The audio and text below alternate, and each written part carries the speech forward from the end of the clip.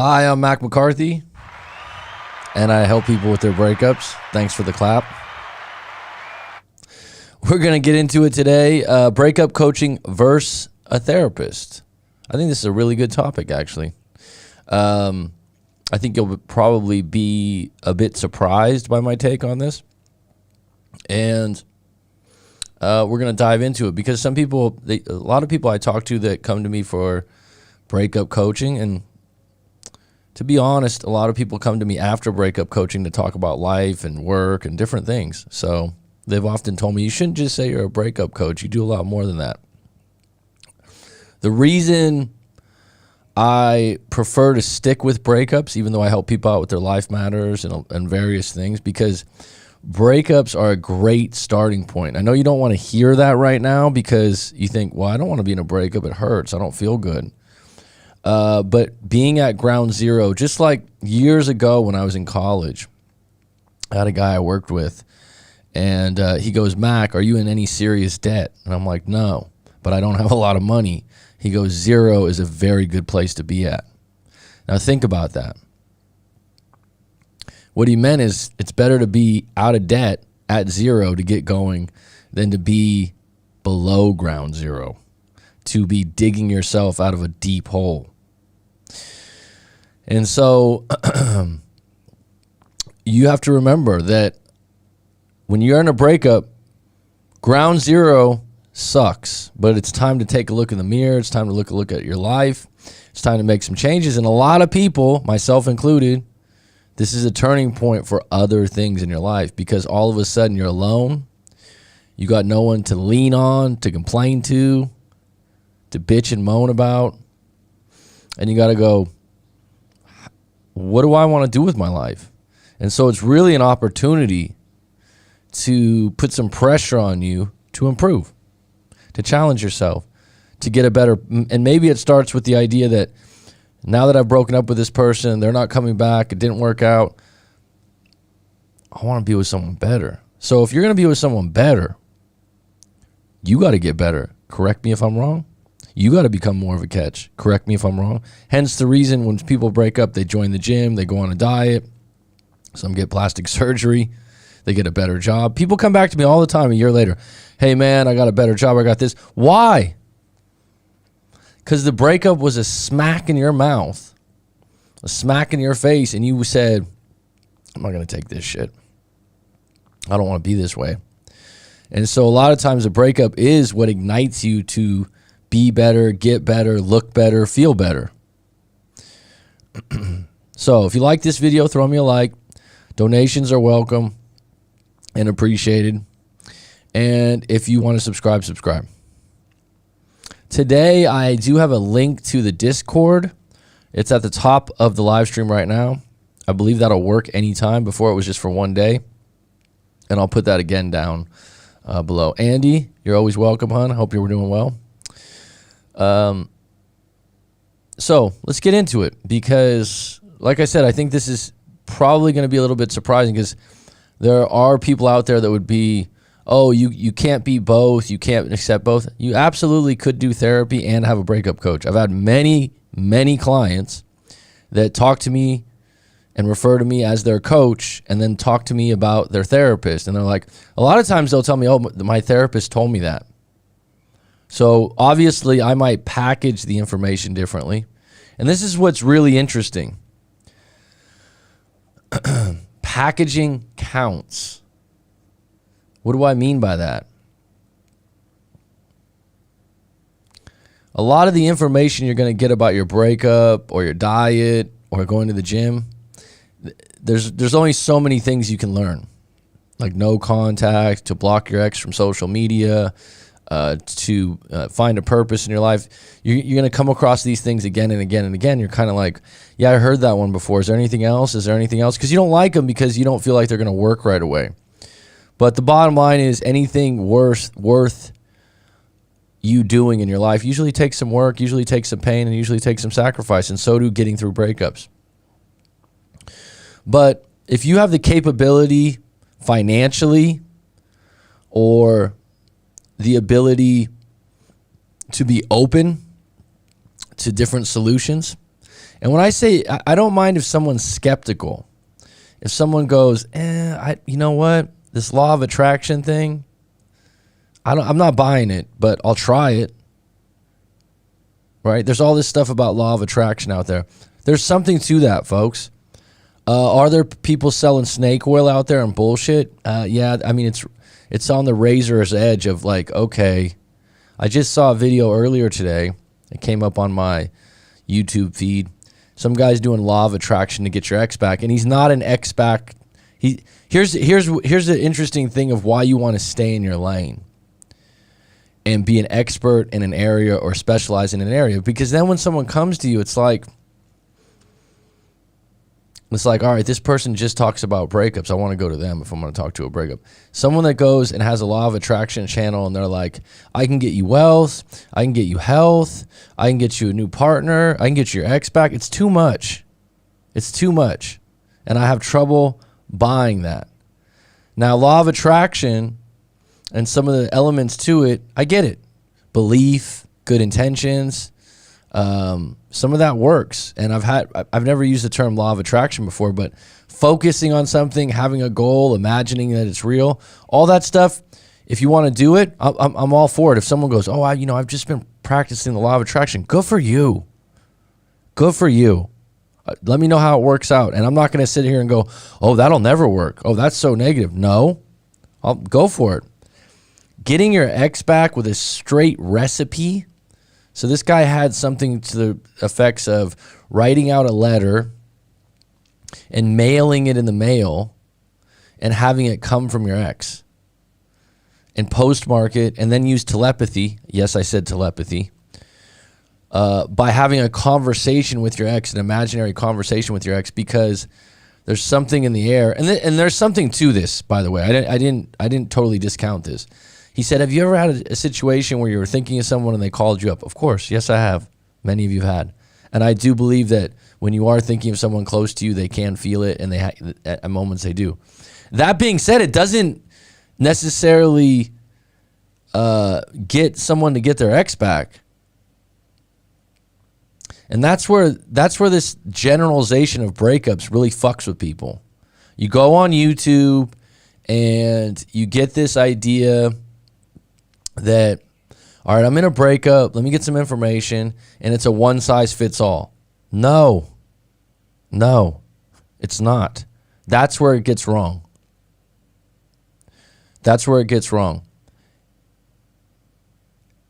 If there's a fire, you throw water on top. That's a recipe that works most of the time, unless it's a grease fire, correct? Okay? There's certain things like that. It's like general information. Okay? 2 + 2 is 4. People love math because there's a straight answer. Breakups? No.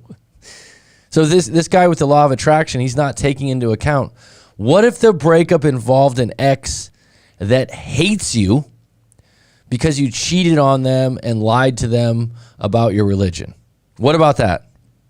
Would law of attraction still work if the other person finds that you're ill-intentioned and you're of bad moral value? That's the part where I'm like, you need to write out your story. Your breakup is individually packaged. There's a different narrative for every breakup. It's not a one-size-fits-all. It's not like read this book and you'll be fine. You have to know your individual case by case, and that's why I always tell people, write your story. We have to get through it. Talk about your individual situation. So when you get a video and it's like, do this, this, and this, and your ex will come back, go ahead and try it. It could work. It could work. You're looking for shortcuts, though. How about this idea? Write out your story, get some tailored advice. If you understand what tailored means, it means advice for your specific situation based on specifically what you went through piece by piece, rather than you just going to someone and going, yeah, my ex blocked me and they said they hate me. What do you think I should do? Good question. Can I have some more information? I mean, it's just ridiculous how many people don't give the information. So let me get a little deeper into this, and I'll come to the live stream. If you have any questions, Liba, I haven't seen you on here before, but I'm going to unpack this topic a little bit, but I will come to the live stream and answer any questions you have and reference what you've been asking. Petty Betty, always a pleasure. Okay, so coach versus a therapist, and I also said versus other coaches, because I've noticed there's this thing where coaches, especially new coaches sometimes, they'll make a video about how other coaches charge more money, but they charge money, but they're in it for different reasons. They're in it because they really care.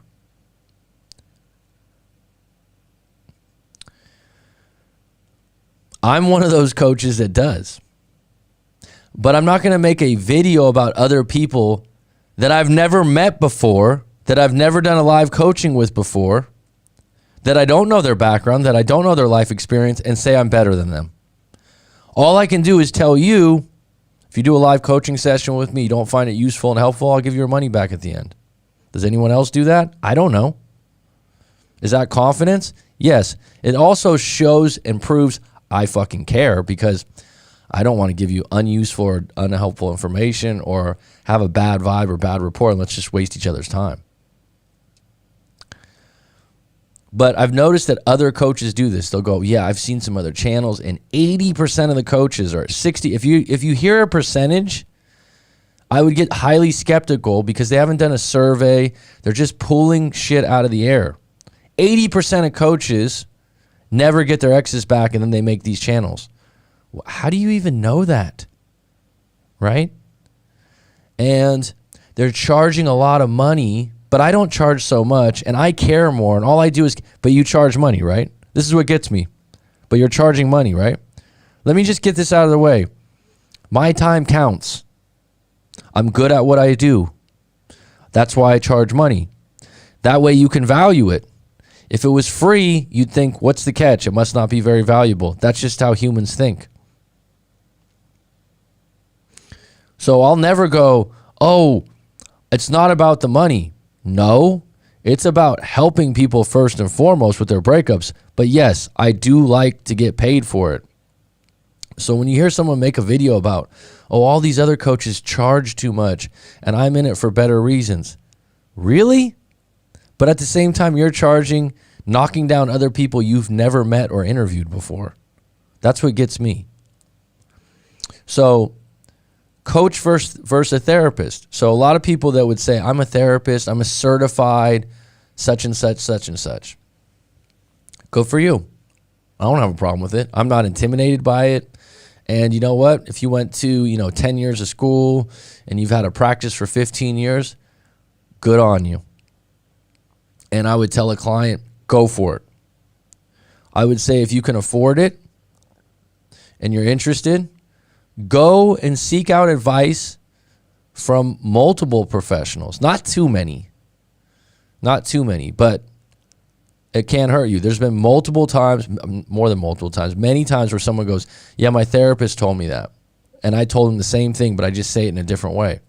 Does that mean that well, you don't have a master's degree or a PhD in psychology or da-da-da-da. You're not a psychotherapist. No, I'm not. But guess what? I watch a lot of YouTube videos. I read a lot. And access to the information of being educated on a lot of this stuff has ballooned in the last 10 years. And you can educate yourself. And the more you help people, you find playbooks. You find that works. Right? So let me get into this a little deeper. So goal number one, let me just bake this into a smaller, more simplistic way of looking at it. Before you go into, okay, look, I'm in a bad breakup. I'm in a bad place right now. I'm unhappy. I've seen these coaches on YouTube. I'm thinking about going to a therapist because a lot of times a therapist doesn't specialize in breakups. And this is what I don't have a problem with it, but I don't want to go to a restaurant that serves Italian food, Indian food, Chinese food. We got it all. We can take care of you, no problem. No, I want to go to a place that has good Thai food. I want to go to a place that they just make good hamburgers. That's it. I want to go to a place that you're well known for your spaghetti bolognese. and that's what I eat there. I don't want to have someone go, oh, we can make it all. That's suspect to me. And so I'm not saying this because there's some coaches like that. That's why I never like to use the term life coach. I've had clients be like, you're a life coach. I go, you know what? I hang my hat on breakups. If we go into other things, I can help you. I'm not an entrepreneur, business person. So if there was a business coach that hangs their hat on that, I'd recommend you go to them for that. Life is a big topic. So when you go to a therapist, make sure they're specialized in whatever you are seeking. I have a friend in the Bay Area that's, I think they specialize in eating disorders. Okay. So if I was someone that had an eating disorder or knew someone, I'd be like, yeah, use this person because that's their specialty. So number one, go in with openly skeptic mind. That's okay. Like, I don't know if this is going to work, but I'm going to try it. Because it's almost worse when people go, oh, this is going to work. This is going to be great. It's going to change. No, you need to have an opinion about things when you get information. So go in it with an openly skeptical mind that wants help and is willing to seek it and try new avenues. This is a discovery mission. I'm feeling bad. I've never felt this way before about a breakup. Let me see if this guy, Coach Mac McCarthy on YouTube, could help me out. It's $125 for an hour. It's expensive. I can pay for it. Let me give this a try. Let me give it a try because I really like his videos. Now, I think one of the benefits of a YouTube coach is if they have a lot of content and videos, you get a really good commercial about their personality and how they handle things. When I talk to people in a live coaching session, they kind of know who I am, what I'm about, and my approach. And so I think a lot of times with a therapist, you're getting referred to them, or they might just be given to you through your insurance or wherever you get them through. So you don't really have a choice. Doesn't mean they'll be bad, but there's a good chance that you might not have a good rapport with them. You might not see eye to eye, and you just might get a bad feeling from them. Number two, you're seeking solutions. There's two choices in life. There's a problem mindset. There's a solution mindset. It seems obvious to go with solution mindset. Usually when you're in a problem mindset, you're closing off all opportunities for solutions. When you go to a therapist or a coach, you're going, you know what? I'm open to any solutions here for helping. That's a positive. Number three, get your story straight. Go into the therapist office or with the coach. That's why I tell people to write out their story and get your fucking story straight. Don't go in there with just one question. How do I get my ex back? No. Tell me about it. That's what the therapist would probably say. Well, why do you want to get... They'll just go question for question for question. Write it all out. Get clear on where you're coming from. Because a lot of times, you're just focused on what you want because you're hurt. That's not going to get you the answers you need to move forward. Number four, get clear on what you want and why. Don't get into, they did you wrong. Don't get into, my life sucks. I don't have any money. Get into, what do you want? What would be ideal? I don't know if that's a therapist's approach, but it's mine. At some point in the live coaching session, I get to the point where I'm like, well, all right, well, what do you really want? Some people don't know, and that's a big part of their problem. How can you get somewhere if you don't know where the destination is? How can you decide to turn back around and go, well, I'm not going to make it there? Sometimes you say, I really want my ex back, but I want him to quit drinking. I want him to go back to college, and I want him to respect my mother. Wow, that would be ideal for me, Mac.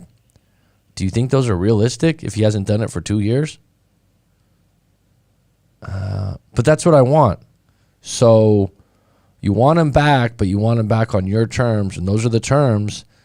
But do you believe he's capable of that?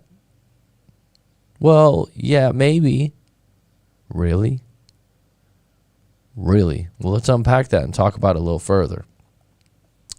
So, just to close this up, coach versus a therapist versus other coaches. There is no wrong answer. I would never tell someone, don't see that coach, don't talk to that therapist or this, that, and the other. I have my own opinions.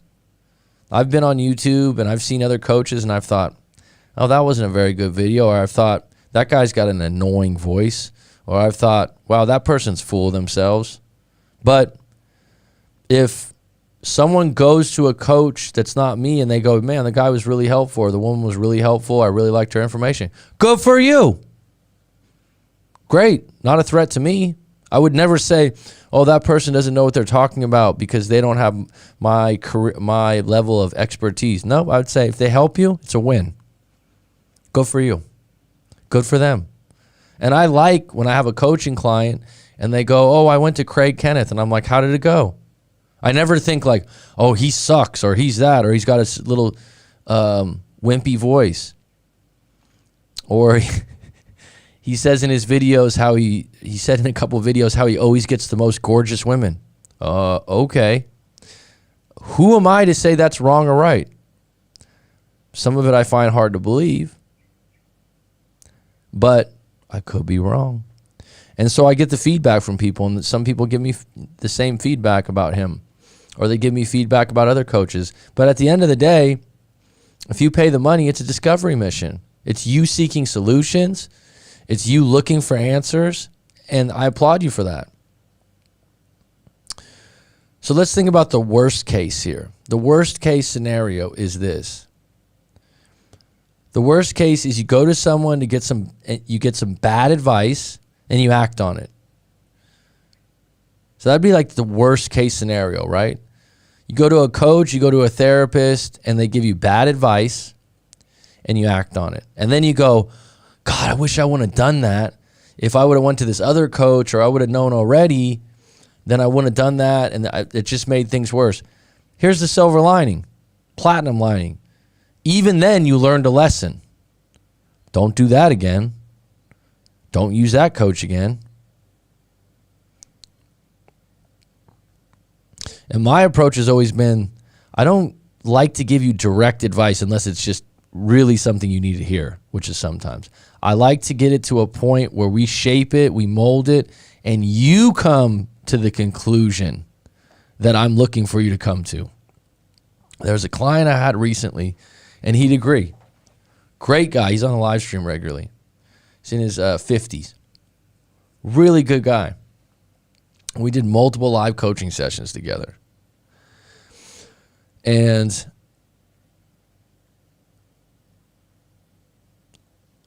he kept coming across the same problem over and over again. Basically, his ex was living in another home with her ex-husband. It was a very unique situation, and it had a lot of twists and turns. And I'm not going to get all into it because it'd take a long time. But he was unhappy. I didn't see this woman changing, and I saw her doing the same playbook over and over again. But we'd talk about it.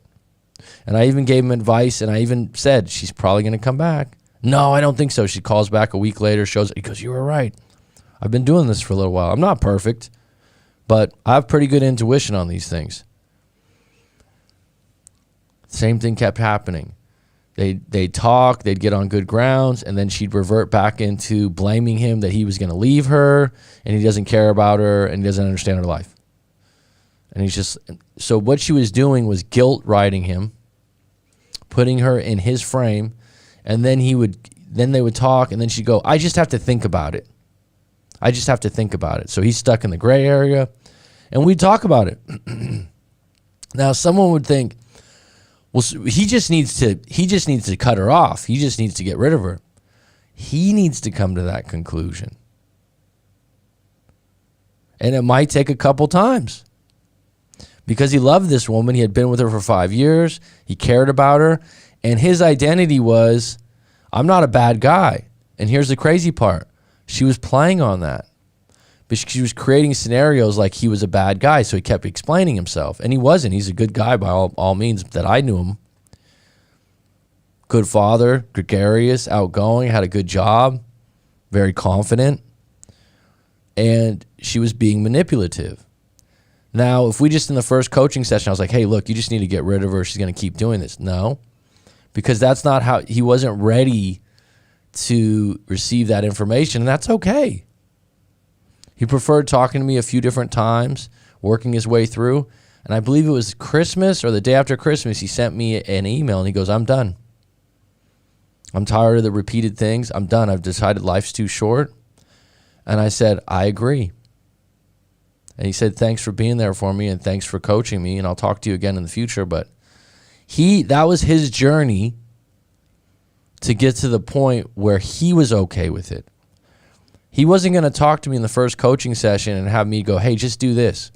He needed to figure it out a little bit more. He needed it to happen a little bit more often. And by doing the coaching sessions, he was more mindful of what she was doing and how repetitive it was. Okay, so the worst case scenario is you go to someone, you get some bad advice, and you act on it. The next worst case scenario, does anyone guess, if you get a coach or a therapist? And again, when I say coach versus therapist, I think if you can have both, have both. Go for it. What do you think the worst case scenario is if you go to a therapist or coach?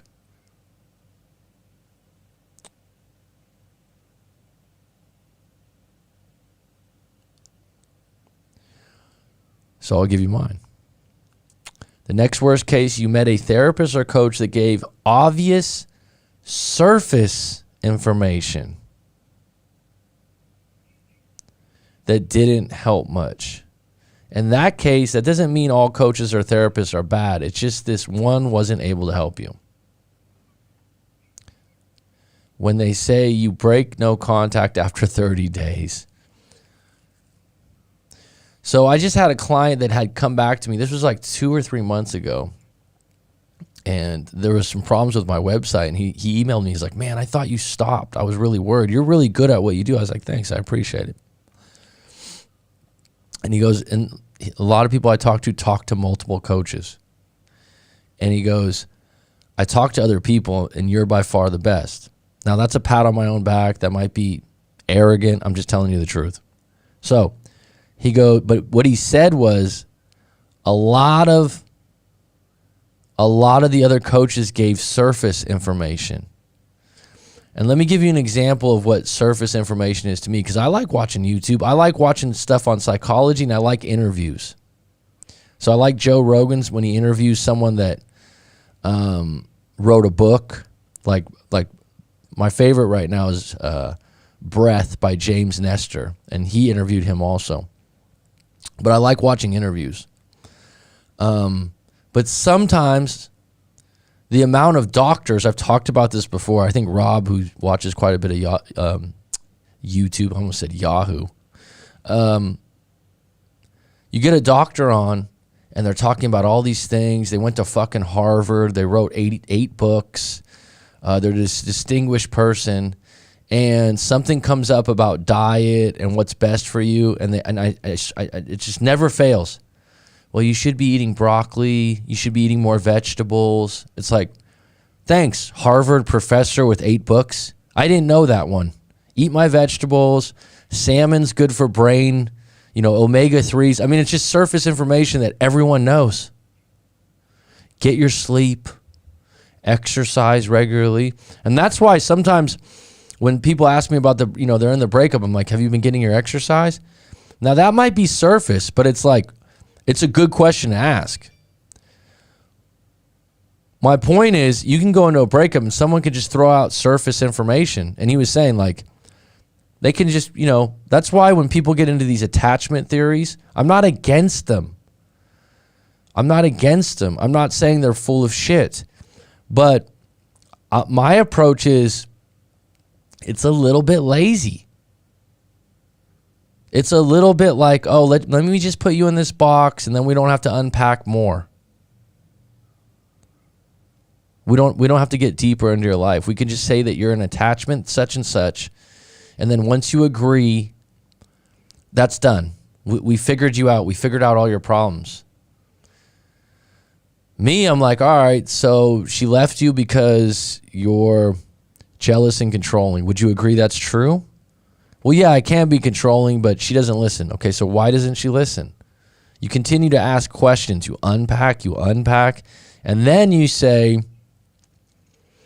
then I'll give an anecdotal thing from my own life or a past coaching session that can make them maybe look at the story differently. Now, I don't think therapists are told to do this. You should never talk about yourself, I was told, and maybe talk about other clients. I do, because I find that, and not everyone would agree with this, it engages people in the idea that their situation is not different, but look at how it's in a different context, in a different perspective, and could you be looking at it differently that might serve you better moving forward?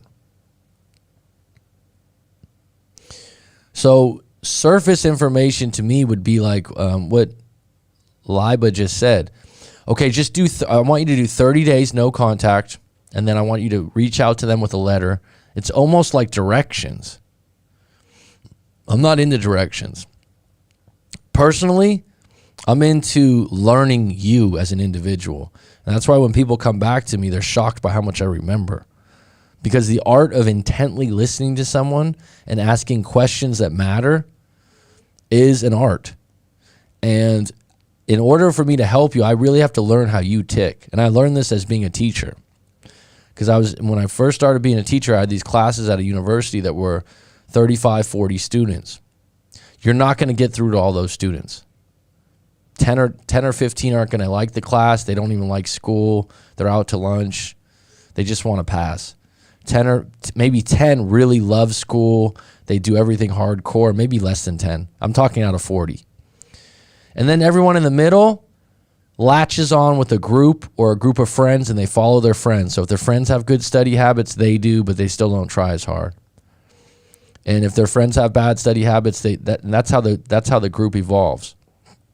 But what I learned is individual classes had their own personalities. This is really interesting. Now, I don't have any research or data on this. I didn't do a study on this. This is just me being a teacher for 10 years and having multiple classes with many students of different levels. The class leaders, the kids that were either the coolest in class or just leaders. They don't even have to be cool. Sometimes they're just people that, you know what I mean? You just know leaders, right? Their personality would affect the class or the 2 or 3. And so if they were a little bit of a rebel and they like to miss class and like to question things, the rest of the class would kind of follow that lead. When we do a live coaching session, I consider myself a leader. I'm not leading you to everything, but you're seeking out my advice. And so in order for me to really lead and help you, I got to learn you. I got to learn what makes you tick. I got to learn what makes you important. And that's why I give people 10 to 20 questions before I talk to them. I got to learn something about you to help you, because how you interpret the world really counts. Now, I don't know if all coach and therapists do that, but some of them do, I think. I don't think I'm alone in that. Now, here's the thing about therapists that I've noticed. I might be wrong. They're usually referred to you.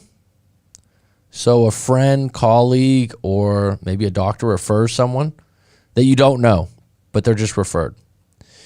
Or you're given someone from your insurance. Is that a bad thing?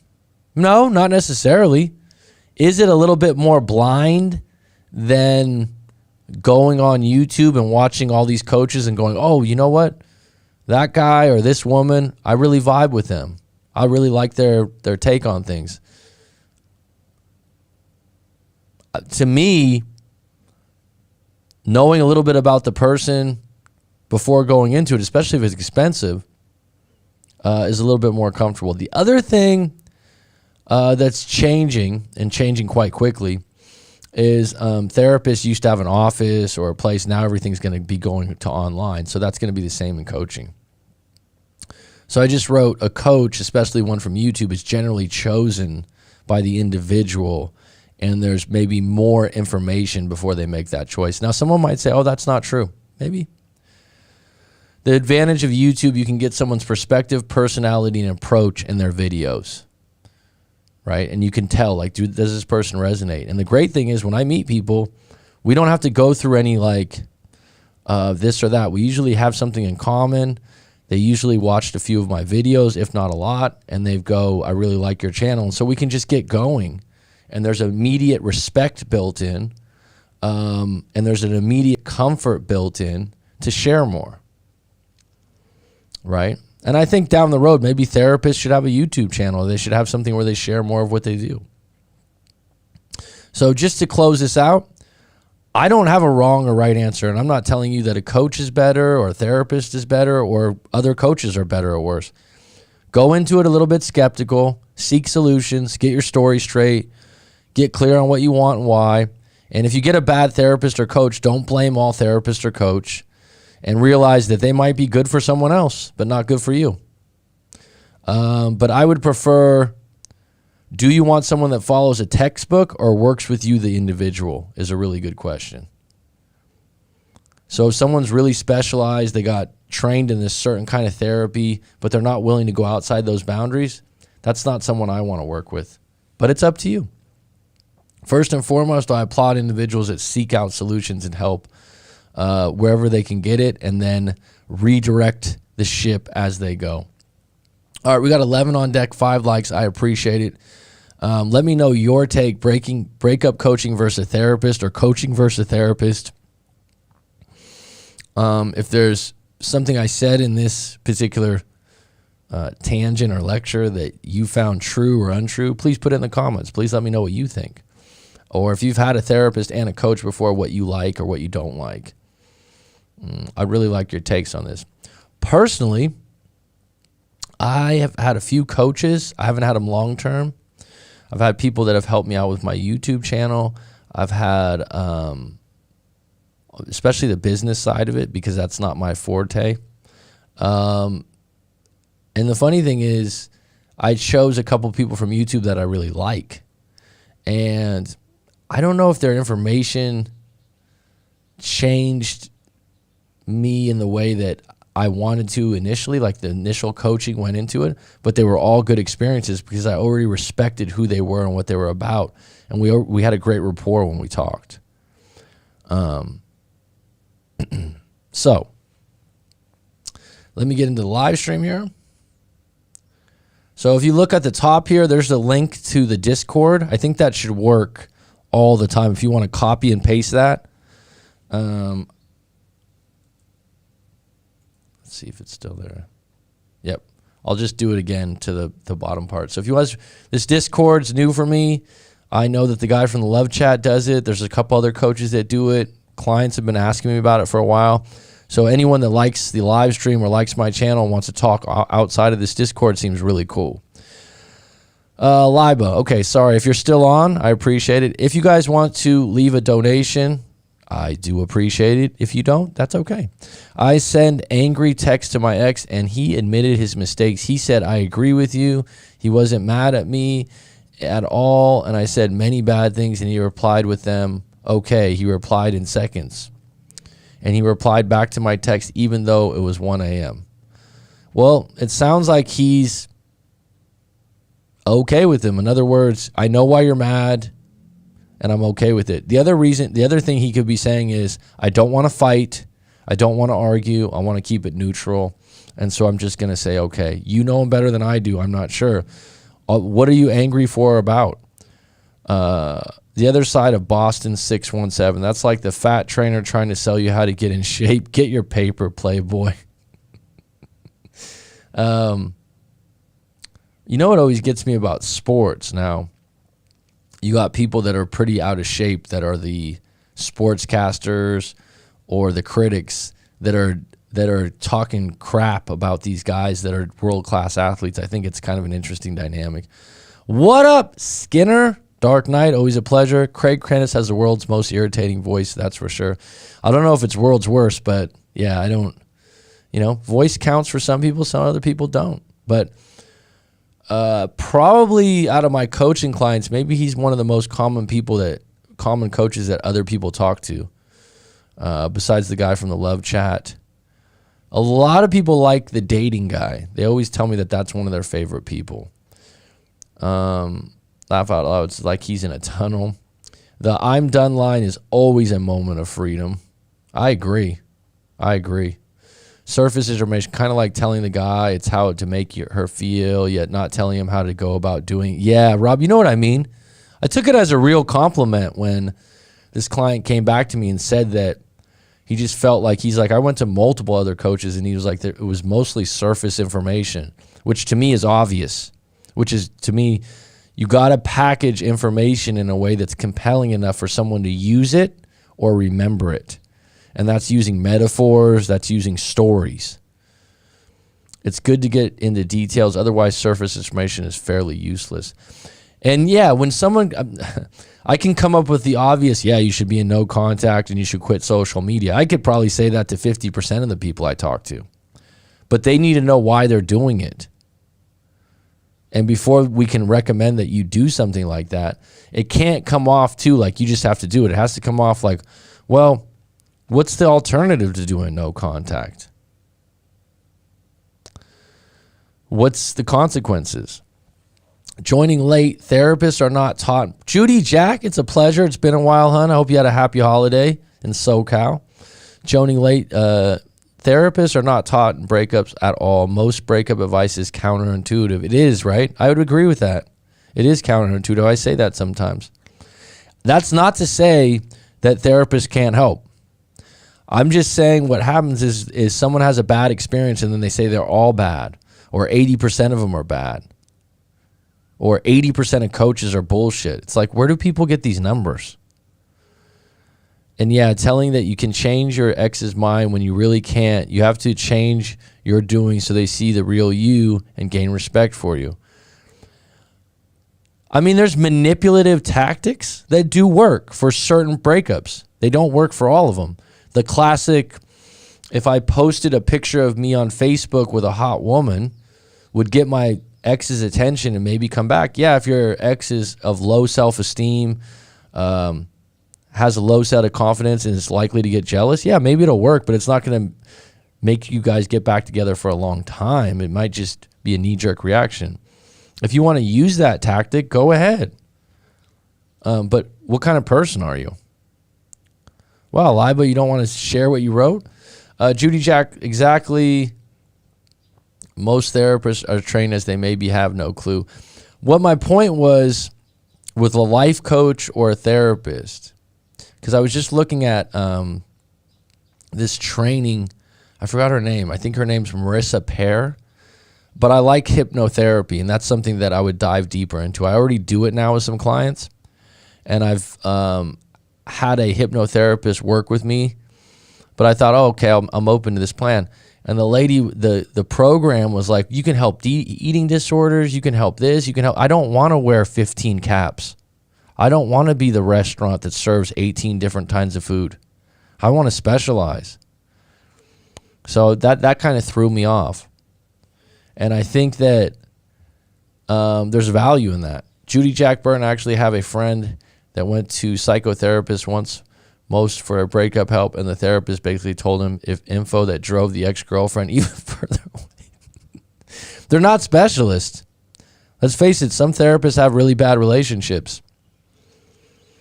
Someone was just saying on a YouTube video how they believe that most of the breakup coaches that are helping people never got their exes back, so they don't have a right to be breakup coaches. And I was kind of like, how do you know that they haven't got their ex back? How do you know that? And getting your ex back doesn't inhibit you from being a good breakup coach. It's like, I had to think to myself, I'm like, well, I've had 2 exes come back, but then we broke up later on. Does that make me a failure? Does that make me bad? The only way I can get judged as a breakup coach is by the individual that I did coaching with. And that's why I ask you, was it helpful or useful? Right? As the great Tupac said, only God could judge me. Well, only my clients can judge me. It's such an ignorant path. It's one thing to make fun of Craig Kenneth and his voice. Ha, ha, ha. But at the same time, I would say if you like Craig Kenneth and you like his background, you like his videos, and you want to do a coaching with him, go for it. Let me know how it goes. I'm curious. Therapist basically tells you what you want to hear to make you feel better. But breakup coaches tell you the truth and make you take the hard pill. Yeah. And people come to me, they're like, Mac, please just tell me the truth. Please, be honest with me. I'm going to be honest with you. Mac, with Curry hitting under 50 straight threes in practice, I'm worried what your team is going to do to mine tomorrow. Oh, is that right? I didn't know he did that. The Warriors haven't looked great, but Wiseman looks like a prize. I'm excited, man. I thought he was going to be good. He's got a great shot, and it doesn't look like – people are like, yeah, he's got a pretty sweet stroke. I mean, you know, when you're 7'1", it's easier to shoot also, but he's got a clean jumper. I don't even know if it's a jumper. It just looks so clean. He's going to be good.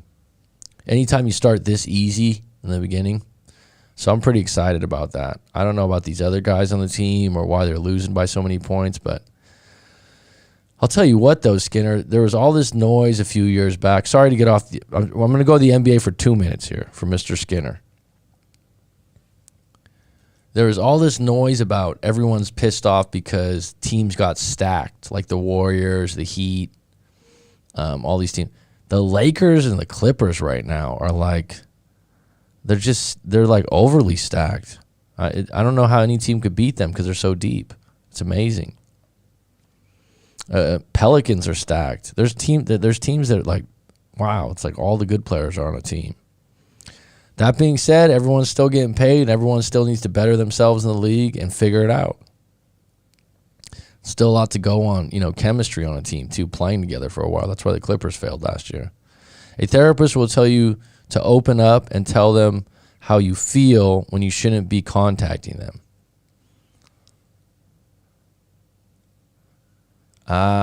Okay. Yeah. Yep. Well, look at that couple. I've known multiple people that have broke up in couples therapy. That was their moment. Because someone got honest, there was an audience, and then they were like, I'm done. I've known multiple guys that were like, what she just said in therapy, we're done. That's it. Multiple. That might be a good thing.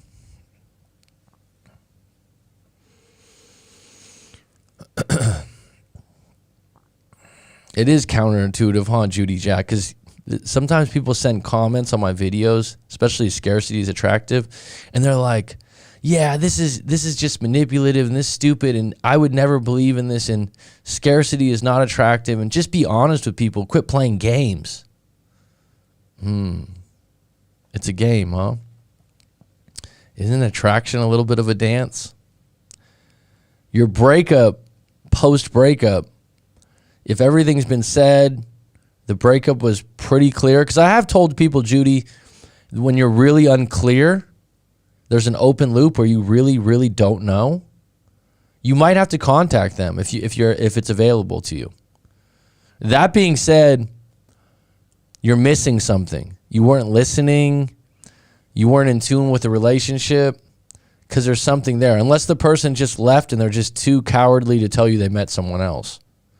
That's possible too. But if you really need to close that loop, just beware. It's not going to feel good. You're not calling them up to get back together. You're calling them up to figure out what happened. And this is where I have like anecdotal information. There's a client of mine, a good client of mine. She had a situation, and this is why having someone that specializes in breakups or has dealt with different people can give you different information than someone that's just, I help people with every kind of problem. They get in a breakup. They have a fight. It was over. I believe it was over the phone. She says, I'm just going to not talk to him. Like fuck him. Da da da da da. And they don't talk. They don't talk again. They go into no contact.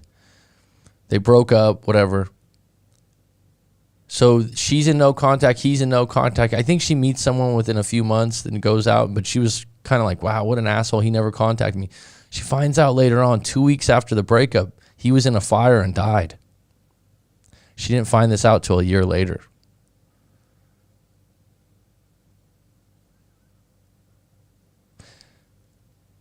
So I was talking to someone recently that was like, it's really unlike this guy. It was 5 months ago. We're in no contact, and the way it ended, and he just told me we were going to get drinks, and then I didn't hear from him again.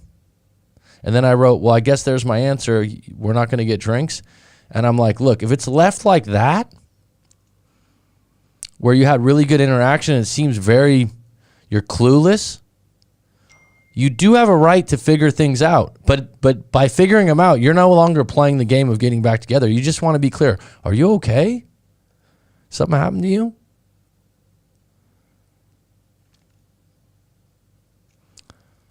I was in no contact for more than 6 months. I reached out, and he reached out once, and then I was really mad at him breaking up with me. He wasn't mad, and he told me about his improvements. Liba, I would need to know your story, hon. Or Liba's a female or a male? I would need to know your story to give you some advice. So it just seems like there's a lot of holes there. Like you're reaching out to him, but you still have issues with him. You broke up with him. He broke up with you. What do you want? Good seeing you again, Mac. Empty soul. I hope your soul's not empty. That's not a good name. I have a date set for Saturday night. Quite nervous, I must admit. Well, spill a glass. What do I mean by that? If you spill a glass, you drop a drink, laugh at it. Go, sorry. What's the worst that can happen? Go into that date with bad expectations. Go into that date, this could probably be a bad date, but you know what? I'm not sitting at home on the couch feeling sorry for myself. And if it's a bad date, I'll have a story to tell. And if it's a bad date, maybe we'll be friends after. Maybe she'll be a contact for a future job. I've had bad dates and bad dates in the sense that like, oh, right away I'm like, yeah, not this one. Or it was just an awkward interaction. But that doesn't mean it's going to ruin the night. I'll continue to have dinner, have a drink, and get to know the person. Challenge yourself that even if it is a bad date or it doesn't go well, that you're still going to see it through, have good intentions, lead with honesty, and you're getting yourself back out there. And maybe you'll fill your soul. They don't care how you feel or feel about them. That's not their concern. They only care about how they feel about you. Judy Jack, I'm sorry, who's they? It's amazing how different you'll feel after enough time has passed and you realize you weren't really the problem, they were. Once you get to that point, life's amazing again. Well, sometimes you are part of the problem, though, Dark Knight.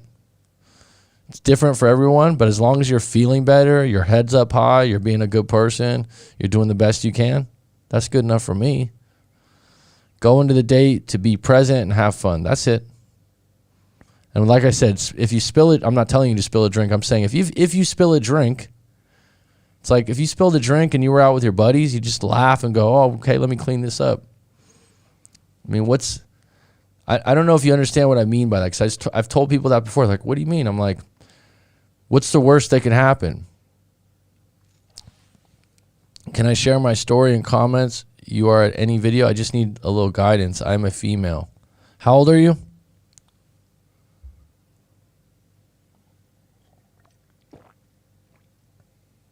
And where are you from, if I may ask? Liba.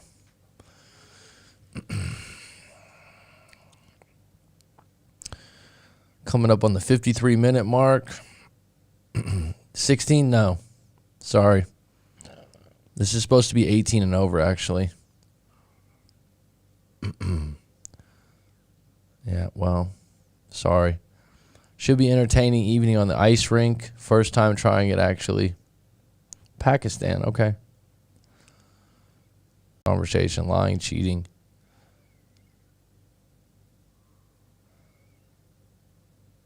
I don't know what happened, but I just got disconnected for a moment. It says the connection's back. Okay. Is it back on deck now, Skinner? I don't know why it does that sometimes. Chris Boutron from Texas. Don't mess with Texas. Man, you guys got to be one of the most popular states in America right now, world. Yeah. Everyone's moving there, huh? Everyone's moving to Florida and Texas. My part of the problem was easy fixable with an honest conversation. Lying, cheating, monkey branching is a sign. Dark Knight, I know your breakup story, and part of the problem was long distance. I don't know if that was easily fixable, if I'm going to be fair and honest with you, if I remember correctly. But lying and cheating never go over big, especially when you've been together a long time. Low cost living in South Texas.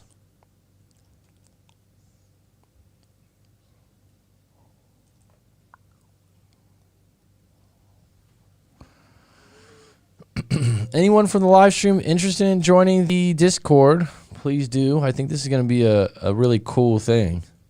I'll be more active on it. Here's the link. Some of the people from the live stream have already been on there. Sabina, Pete, I think a few others. But I guess you can take that link and then you can join it. And it'll be an ongoing chat for a long time. Pete's already posted his story up there, which is pretty cool.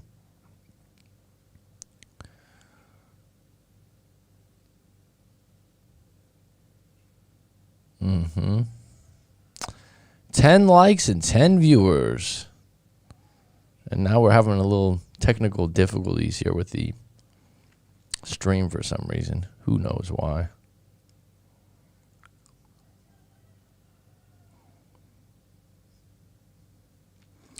Does anyone have an opinion on breakup coaching versus a therapist? I gave you my take. Has anyone saw both, a coach and a therapist, or been in therapy for a particular problem before? I've said, as I'm stuttering, I've said before that I haven't been in therapy, but when I was a kid, and even about 10 years ago, my dad relapsed on alcohol and he had to go to a program. And they had family day. I don't know if anyone knows this. Whenever you had an addict in the family or an alcoholic and they go to a program, they have family day. And you have to, there's a therapist there and they talk about different things. And that I've been around those therapists before. And it's a lot of like telling your feelings and what you think. But when you're not the one with the problem, you kind of feel like it's actually a pretty, to be honest with you, when you go to these programs, the last one I went to when I was older to support my dad when I was in my early 30s, and it was kind of like brought me back to being a little kid again and my dad being a drunk. I was like, this is really selfish, actually. You got to get all these family members and friends here for you, and some of the people in the program don't really want to be there. And it was fucking expensive. I mean, the programs in California, I think they're like 10 to 15 grand a month. But this isn't they have therapists there, but those are the only ones I've been around. But I've had other people tell me, though, like a private one, that it's really good. I would love to have my own office somewhere and see people in person. I think that the video and FaceTime is really great. But I think there is something if I could meet people in person. Having a beachfront office is one of my goals. Petty Betty's back. I go to therapist for my prescription, and you for my problems. Well, thank you. Therapy is overrated to me. It's It's good at identifying what's wrong, I think. But I've had clients that say it really, really helped them, that they went to someone really good. I've had people tell me that before. I've never been to therapy. I find it too expensive for what it offers. Talking to coaches like Mac has been a lot more valuable. Well, thanks, Dark Knight. I think a lot of people use, in certain countries, I think Australia is one of them. I don't know if the government provides it, but most insurance pay for it. I've had a couple of clients in Australia that were always seeing a therapist, and it was paid for. Therapists are book smart and read by the book, but a coach is a person who has personally went through it and has been through all the BS. I would say that's true of me, because I like to hang my hat on the fact that I'm seasoned, that I've done some things. I've heard good things about dating guy, Dark Knight. Yeah, that's what I was going to say. hearing people's reviews, especially there are people that'll go to 5 coaches, and people really like me, that they tell me, and Dating Guy. Some people said that they've been to the love chat and they said he was okay. No one said, they were like, he was okay, but they like talking to me better. They like the Dating Guy. Mixed reviews on Craig Kenneth. Someone talked to Margaret, who's Craig Kenneth's associate or colleague, and they really liked her more as a trauma therapist. I guess she's more specialized. So I've never talked to anyone that talked to Corey Wayne for $1,000, but I've talked to people that are huge Corey Wayne fans and that read his book. There's loads of people that have read his book. They're like, I read Corey Wayne's book 8 to 15 times or 8 to 10 times. Yep, you can have a therapist who have never been through BS in life and relationships, sure. I like Lewis Howes. Okay, yeah, he's got a channel where he interviews people a lot. That's so funny because I'll be honest, his content's good, and there's something about him I don't like. And you know what it is, Petty Betty and Chris? And this is one of those things that's petty. Not Petty Betty, but it's petty. It's like he's always got a fucking grin on his face that feels fake. Like I don't feel like he's being genuine. His face is always like this. Yeah. His cheeks are always like inflamed with like a half smile. And I don't know. Do you know what I'm talking about? I've read Corey Wayne's book 4 times and it always helped me with my struggle. That's great. I completely get why Corey Wayne suggests that we read his book or any book that you believe in more than one time, if not 10 times, because that's how you do. It's because he was abused when he was young. Sorry, Mac. I honestly think you hate his black blazer. You're talking about Corey Wayne? No, I'm talking about Corey Wayne. Corey Wayne, I don't hate. I was talking about Lewis Howes, but Corey Wayne kind of has a grin on his face all the time. Lewis Howes always has this kind of, he doesn't ever seem serious. Everything seems like, yeah, with a blank smile. I went to one for years after my divorce, but it was covered for my job. Hey, venting is good. So it was good for you, Judy Jack? So, yeah, that's what I mean. It was covered by your job. It was more of a venting thing. Venting is good. Yeah, I agree. But the question I'm curious, Judy Jack, would you have paid for that service, or did you take it, even though it helped and it was useful, would you have paid for it if you had the money? Maybe you didn't have the extra money. All jokes aside, but yes, Corey Wayne does have a smile, like everything is great. But Corey Wayne can get serious. I've seen him get serious or, change his thing.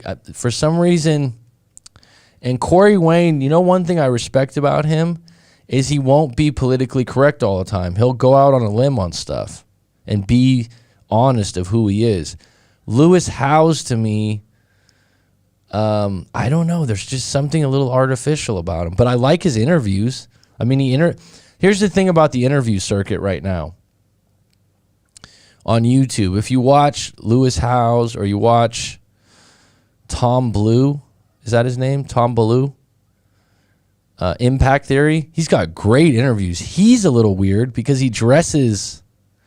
Again, these are petty things. He wears dog tags. That always throws me off. Like you have fake dog tags on. And yeah, no, his fashion is a little weird, but he's got a great interview style. But I mean, these are things that we look at that are just fickle, right? I'm just being honest. I'm sure people look at me and say things about my appearance or how I talk or what I talk about. So there's so many options on YouTube now. And I'm just drawn to people that I think are being real. And that's why I think I like Joe Rogan. Joe Rogan, I think he treads lightly in certain areas, but he seems to be being real. Tom, the show's called Impact Theory.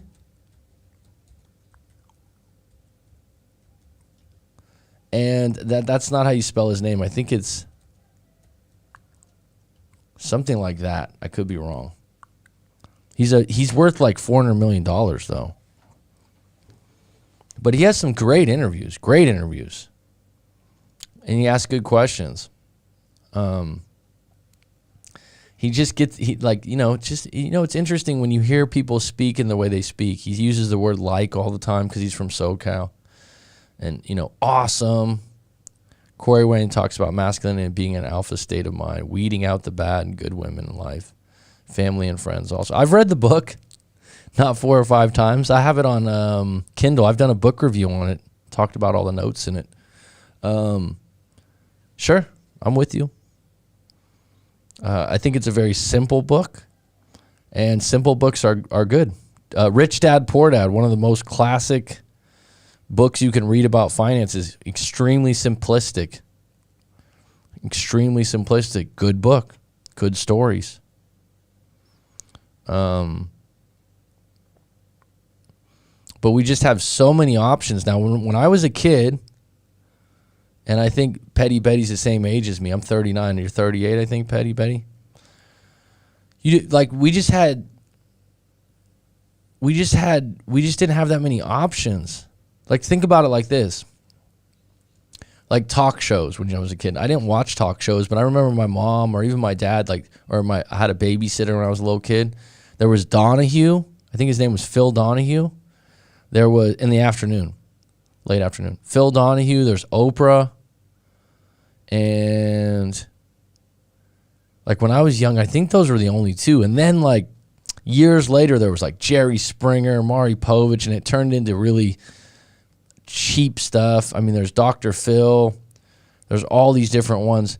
But there was still only like 10 shows that were like talk shows.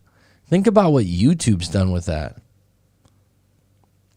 Like people talk about coaches and different things like this. I don't know, how many coaches are there on YouTube? I have no idea. I mean, I don't scale through it, but Sally Jesse Raphael, good Rita Rose, you're in my age group, right? She was cool. I mean, but you get what I'm saying? Like you had like 5, Rita Rose, you know what I mean, hun? Like you had like 5 options or 6 options. You didn't have, like, I think on YouTube now, if you want to go and watch like Impact Theory or you want to watch Lewis Howes, the thing that's really interesting to me, because I like interviews, it feels like everyone's interviewing the same set of 100 people. Does that make sense? Joe Rogan sometimes interviews different people because he has comedian friends. But I feel like a lot of the interview people are getting recycled over and over again. And that's why I've been talking about it for a while, but I really want to, I'm going to call it maybe the human report, and interview people that I've done live coaching sessions or people that I know that just have interesting stories and lives that are not famous, that didn't write a book or have $10 million. And I'd like to do that this upcoming year. I'm going to probably do like a pilot of it. And I have a couple clients in mind. And I think that would be really interesting. And I wouldn't necessarily put them on camera. But some people got some great fucking stories about their life of overcoming things or trying new things. And they're not famous. They're not rich. They're not superstars. They're humans. They're just people. Yeah, it makes total sense. Family Huge Control Group survey says, I'll be writing my story soon, just waiting for a situation to settle a little bit more. No problem, Chris. I'm here for you. Yeah, it was sparse. Great videos. Thanks. Happy holidays. Thanks. I'm going backwards here, Brendan. Hey, coach, love the vids. Question for you. My ex acts like we are dating, but when I mention a relationship, she said she wants to be friends, only yet acts like we are dating but won't commit. Thanks. I would need to know more of your situation, Brandon, but I would tell you, and I think Corey Wynn would say the same thing, let her bring up the relationship idea. You don't need to bring it up. She's probably going to be more defensive, depending if she was the one to break up with you, I'm assuming, because it sounds like you're just being a little needy with this question. So The fact that you have to ask her that sounds like you want to be official more than she does. My next question is, why did you break up? Is it fixable? And in the meantime, just keep dating and let her bring up the relationship, would be my short answer without knowing your story. We all know how girls can be difficult. Well, men can be difficult too, I suppose. So women tell me.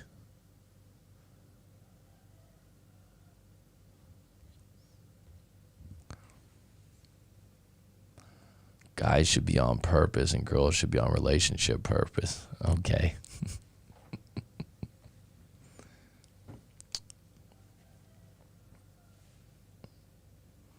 That's one of those things that I would say is surface information, to be quite honest.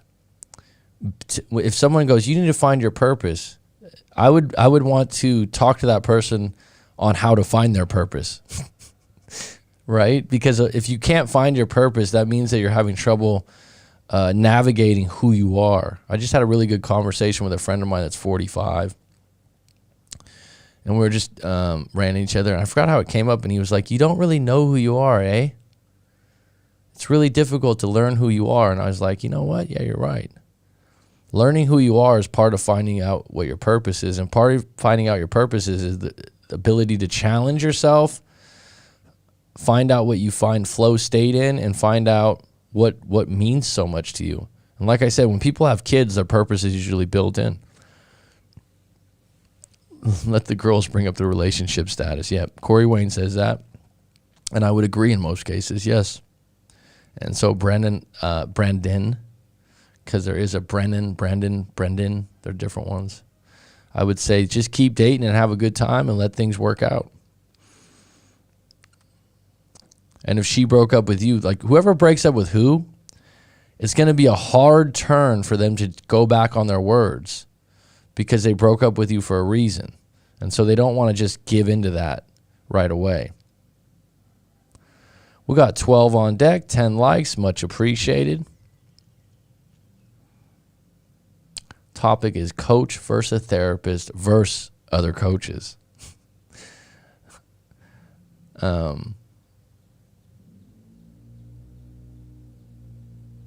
Isn't it amazing? I don't even think coaching was probably a term till the last 10 years. Huh? Nick Lindell, my ex is looking for her purpose. She and I lost our child, and she has since changed her degree type and her master's to something completely different and wants to do 3,000 mile hike to find herself. Jesus, is that the Pacific Coast Trail by chance?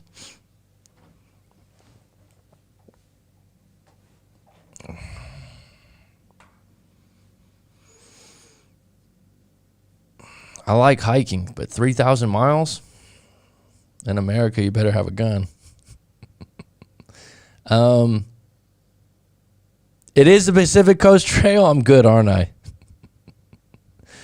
Oh, man. I've actually stayed in a town that is on the way of the Pacific Coast Trail.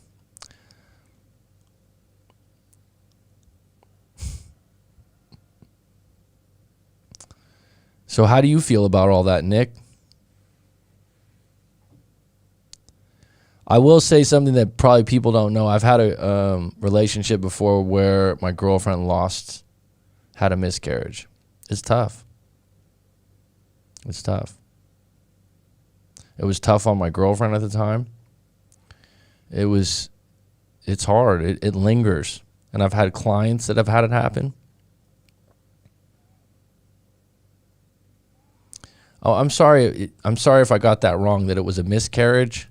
Or maybe you just lost your child. But that's tough, bro. If you ever want to talk about that, that's something you've got to unpack for yourself. Because you need to know where you stand.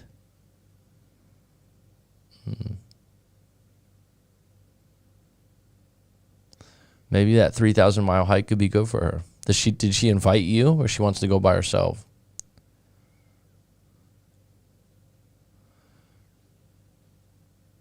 What kind of degree, may I ask, that she's getting to? One thing that's always interesting to do for a purpose seeking is an ikigai. I've said that before, so that might be redundant for a lot of people. Petty Betty, we got 11 likes and 11 views. That's a big deal to you. Pacific Coast Trail, I think it goes from Oregon to the bottom of California. I'm not sure, Nick. It goes all through Cali and Oregon, I think, and the Gold Country. The part of California that I was staying in, it's called Sierra City. Beautiful, beautiful place. Beautiful area of California. Sierra City.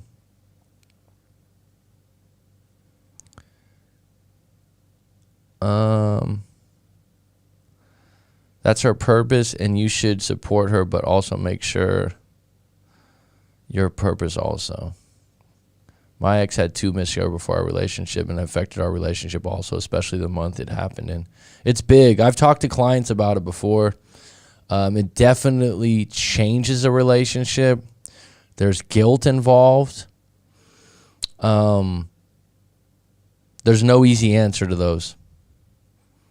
They don't get talked about a lot too, because people from the outside just go, oh, that's too bad, that's sad. But the individual woman, that you got to think that it's completely different for her. And I have a lot of compassion for that. And like I said, I've been in a situation, I've been in the same kind of thing. And it's tough, and it affected our relationship. Not in a completely negative, it changed things though, and it changed her. And there's no easy answer to that stuff. She was getting a master's in gerontology and switched to an MBA. What's gerontology? It's been a struggle for me and her. She had pushed me away since that happened. Well, Nick, don't take it personal. Don't take it personal, and embrace you figuring out what Nick wants in life. And let her be for a little while. Let her go on the hike. Let her do the MBA. Quit trying to figure out. Let go of trying to figure out what she's doing and why. And let her be for a little bit. And then in that time, try to figure out who Nick is and what Nick wants. Camino de Santiago. Yeah, Mac, definitely can change a relationship. The only thing I can do is hear her out, but I can't heal her. Yeah, I mean, I had this lady, this was years back in Romania. Yeah, Romania. And she got an abortion. This is another one. Sometimes you get an abortion, and then you really regret it, and then you blame someone in the relationship. Those are really tough too. But a miscarriage, it's not, everyone from the outside too, friends and family members, just forget about it. You're okay, you lived and everything like that. But the person that had it, especially if they don't have other kids, it's hard. It's tough. Life, like she asked for no contact from myself to heal and build a clean slate. I understand no contact for not 5 months. Well, good on you for no contact for 5 months. And if you care about her, you got to listen to her and say, okay, you want no contact? Maybe that's what's best. You want a clean slate? I don't like it. It doesn't feel nice. I don't feel good. I'd like to work on things, but I respect you. I respect your decision. Good, Nick. Where you at again, Nick? In the States? All hers were miscarriages, and it definitely affected our relationship. There's not much I can do besides hear her out. Yeah, you wrote that. Yeah, I got you. Yeah, that's a difficult one. And no one can relate unless they've been through it. It's a different connection, I think, for that stuff. Minnesota, okay. Minnesota. Land of 10,000 lakes.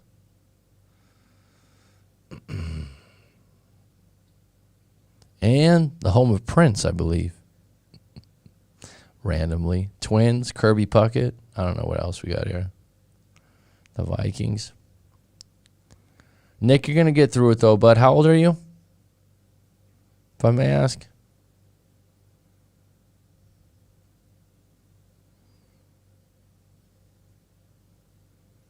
What's the Camino de Santiago? Where's that at? Where I grew up in California, we had an El Camino, which was the main road.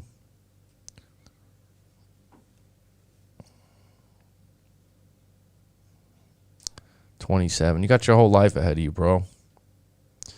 That's it. Just look up Saturn's return if you want to look up some interesting thing about astrology. I'm not a big person in astrology. It's tough, dude. Hey, Nick, it's tough.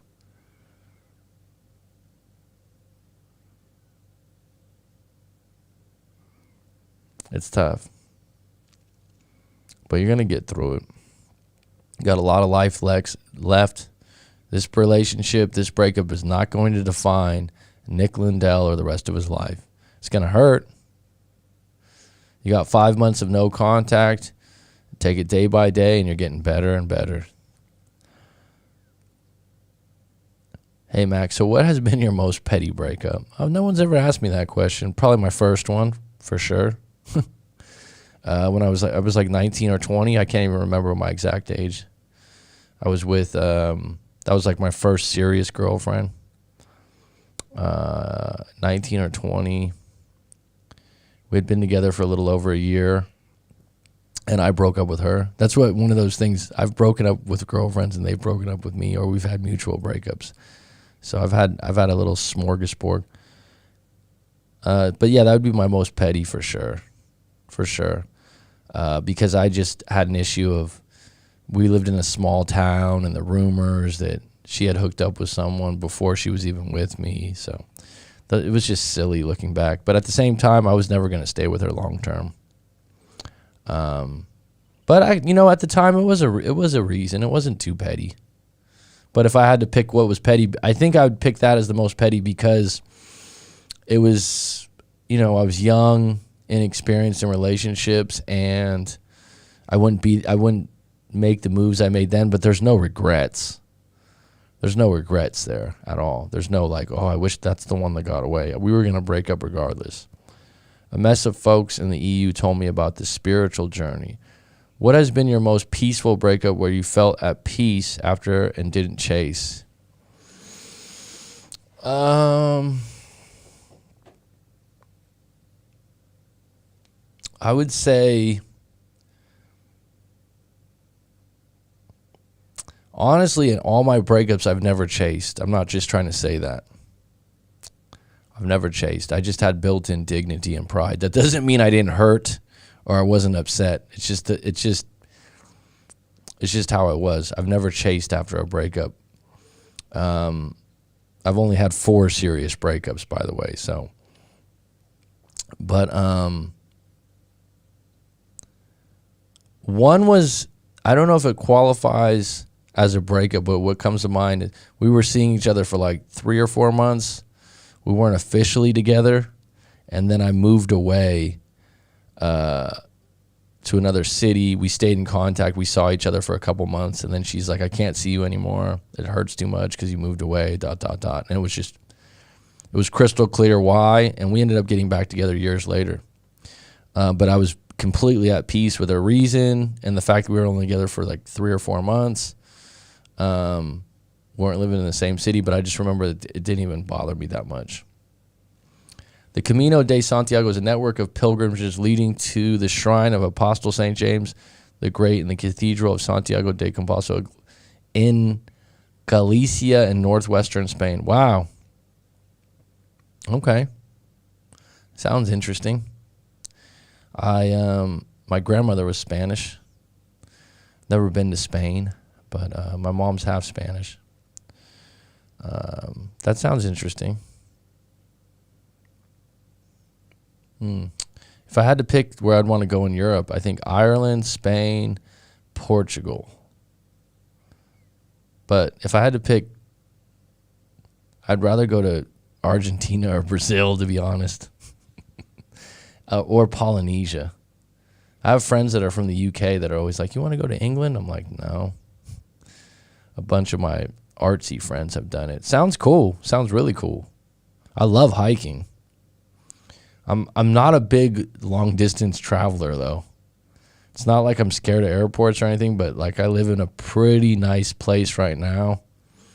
on an island next to a really nice beach. So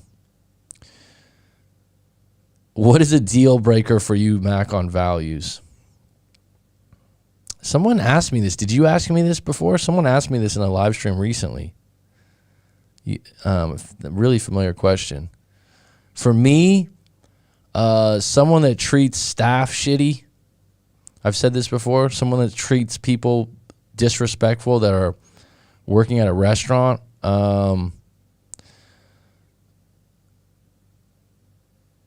People that are really bitter about something that they can't let go of.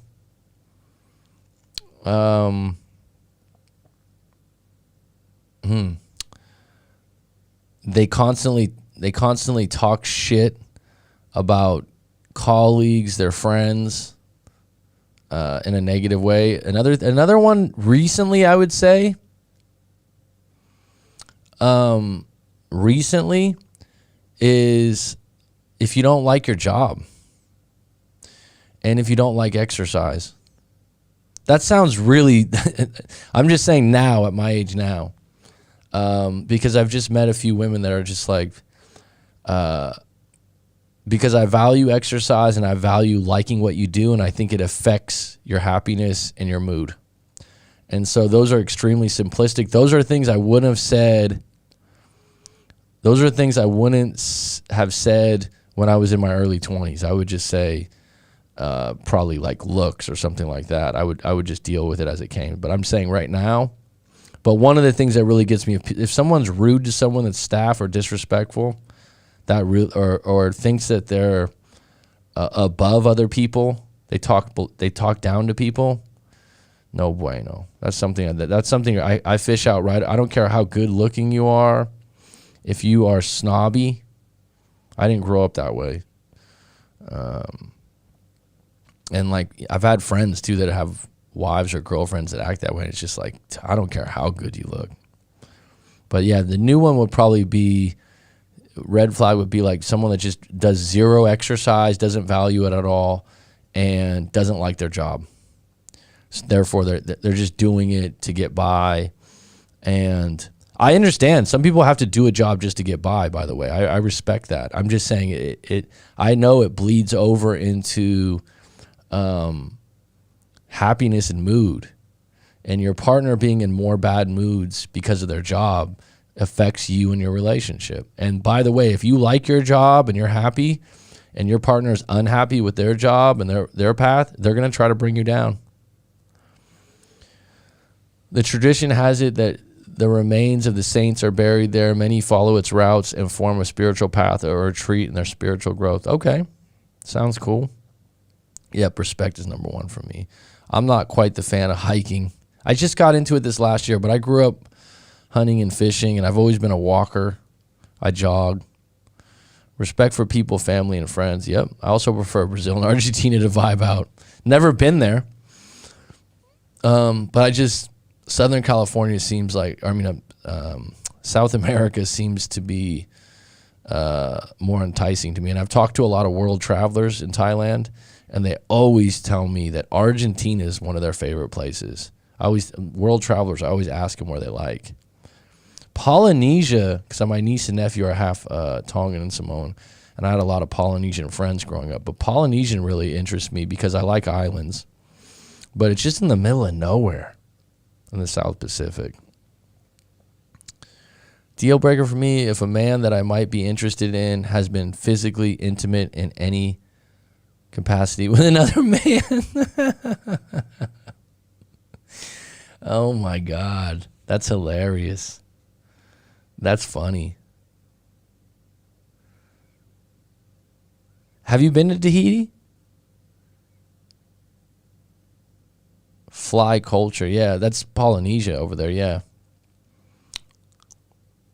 It's just in the middle of nowhere, too. I'd rather date eight who has a vibe of a 10 rather than a 10 who has a vibe of a is an 8. What would be the vibe, though?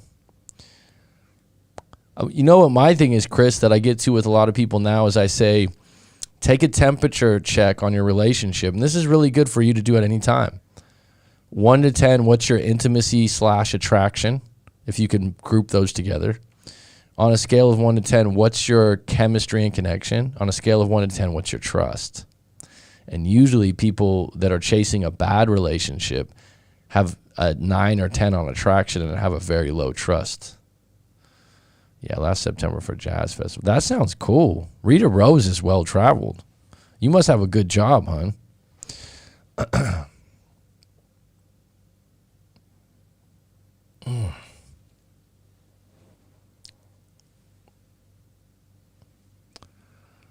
All right, we're up at an hour and a half. Thank you for the donations. Please join the Discord if you like. I'll put it up one more time. If you don't want to, that's cool. I don't mind. Just another way to connect. Can you put that on the chat, temperature check? You give great advice. Thanks, Bubbles. Bubbles. I appreciate it. Donations are welcome. What is it? The temperature check? Oh, I can do that for you, bud. 1 to 10.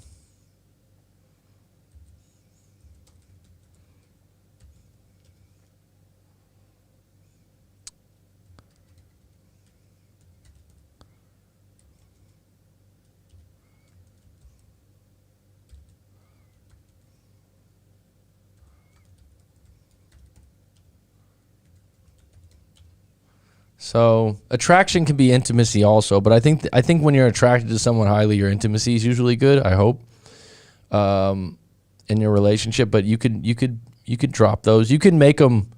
You can do a 1 to 10 scale on other things, but those are the pillars of a good relationship to keep it simple. And the amazing thing is someone will be like, "Oh, the answers they get really tells a lot about where you're at." It's a great temperature read on a scale of 1 to 10. What's your attraction to your partner right now? And I've had people go, well, they think why are you worried what they think you are? I'm just saying, on a scale of 1 to 10, it should be, for attraction, it should be above a 6. I've had people go, oh, it's like a 4. That's a problem.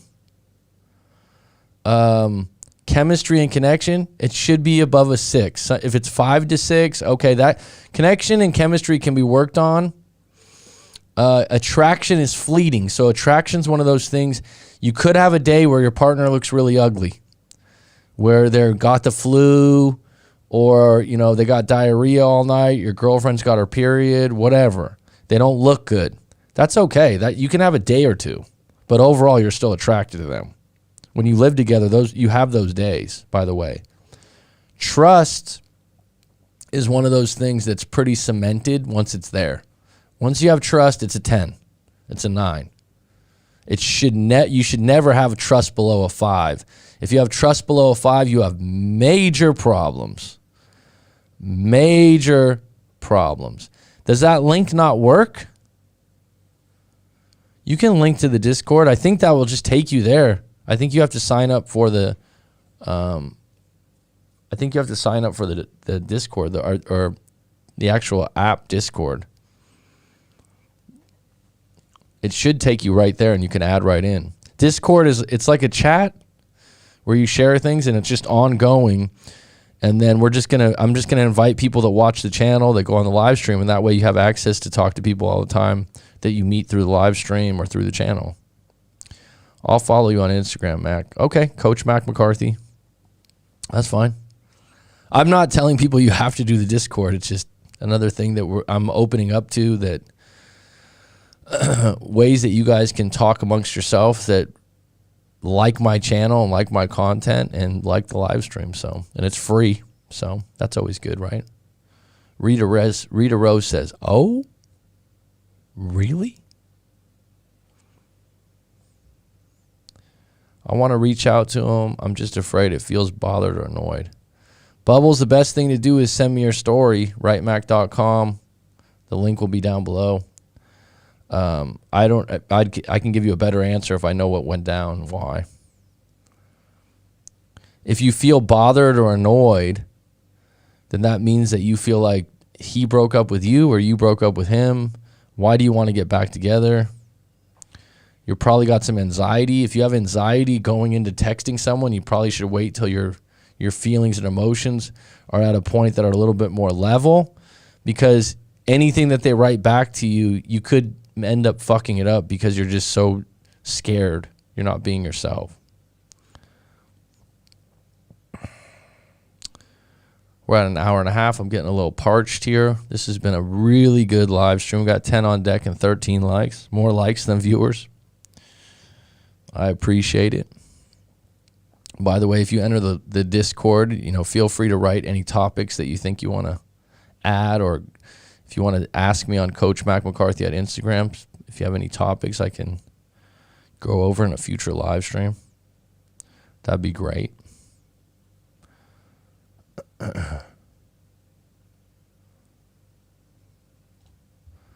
What time is it for a lot of you guys? You guys are night owls.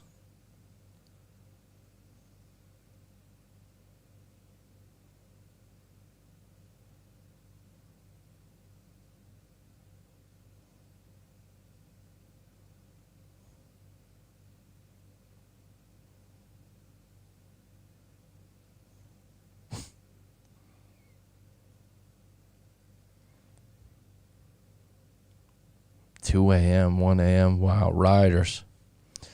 It's 2 p.m. for me in the afternoon. I'm not a night owl. I don't stay up till 2 a.m. Those days are over. Special occasion, okay.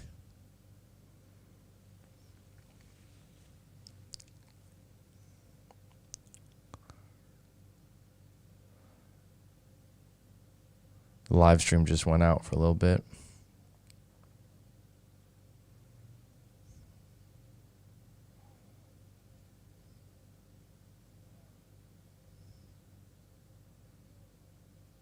$11 p.m. West Coast. What's up, Lala? Yeah, I'll type my Instagram. Here you go.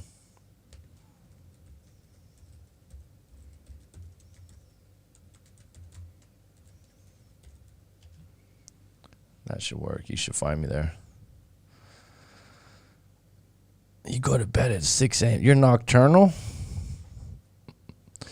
Nocturnal, huh? Jeez, you must have worked nights for years. Some people are like that. I find that I operate a lot better when I go to bed between 10:30 and 11:30. I'm a morning person. I appreciate a good morning. I like waking up between 6:30 and 7:30 a.m.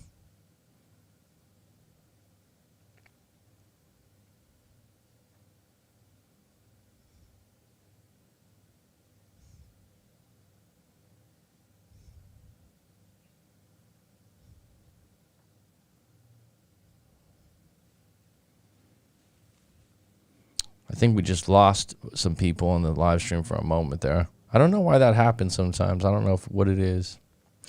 All right, folks. Does anyone have any closing questions? Vampires. Well, as long as you get your work done and that's your schedule, go for it. Who am I to say what's right or wrong for your sleep schedule? They said originally human beings before electricity had 2 sleeps.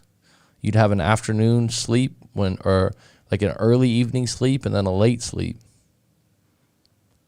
Just follow Mac. Right on, Chris. Stay you, bud. Stay you. Mac, do you have a routine when you wake up on a daily? Currently, I do make my bed, which I never did before, but keep in mind I just have a sheet and kind of like a blanket that's a towel blanket. So the material is almost like towel. So I don't have like a duvet comforter and multiple sheets because it's hot where I live. I also open all the windows in my house. I then get a glass of water. Recently, I've been drinking hot water with some turmeric powder and honey in it because I heard that's really good to open your day with. Then from there, if I don't have an early appointment, I do go to the beach and go for a walk. And then recently, sometimes I'll do a little bit of yoga on the beach, but when I go for a walk, it's alone. And then I'll jog back, come home, take my shower, and then get ready for the rest of the day. If I have a coaching call in the morning, I still do some teaching. So I'll have some other things to do. I should put something in there with writing, because that's my goal this year, is to write my book and get more writing out there.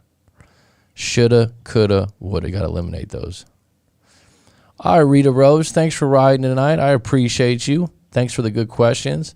Chris, always a pleasure. Lala, good to see you. Hope everything's well. Petty Betty, always a pleasure. Hope you get a good night's sleep. Nick Lindell is going to get better and better, and you know that. Minnesota's finest. And do we have anyone else left? Bubbles, go ahead and send your story in, and I'll give you my take. And if you want me to read it in a YouTube video, it might be best to write it out. When you write it out, take your time with the story, too.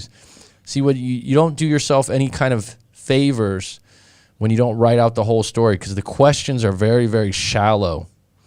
And so they get shallow answers. And if you want to get really deep, then write out your story. It'll help.